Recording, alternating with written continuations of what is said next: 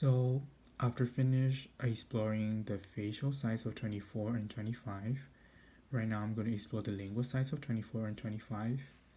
So the working end will be opposite from what I have selected from the facial sides of 24 and 25. So you can see that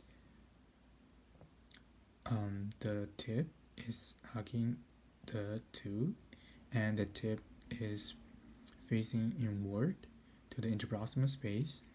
So if I select the incorrect working end, you can see that the tip is actually not facing towards the interproximal surface. It is facing outward. So let's start exploring 24 lingual, facing away from the clinician. So that will be 11 to 1 o'clock direction, clock position. So I'll start at the midline and make sure the pen is in the long axis of the tooth, parallel to the long axis of the tooth. Side to side, pivot and roll, side to side, pivot and roll, and my elbow will be moving toward my body. Side to side, pivot and roll, side to side, pivot and roll, side to side, pivot and roll. And then I'll explore the half of the interproximal space by exerting gentle vertical strokes. Similarly with the 25,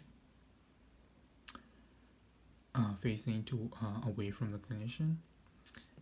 Side to side, pivot and roll, side to side, pivot and roll, side to side, pivot and roll, side to side, pivot and roll, and then exert the vertical strokes.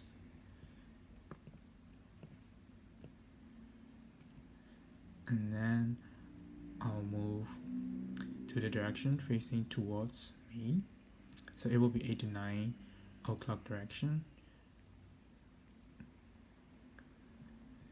Side to side, pivot and roll, side to side, pivot and roll, side to side, pivot and roll, side to side, pivot and roll. Exert the gentle vertical strokes to explore half of the interproximal space.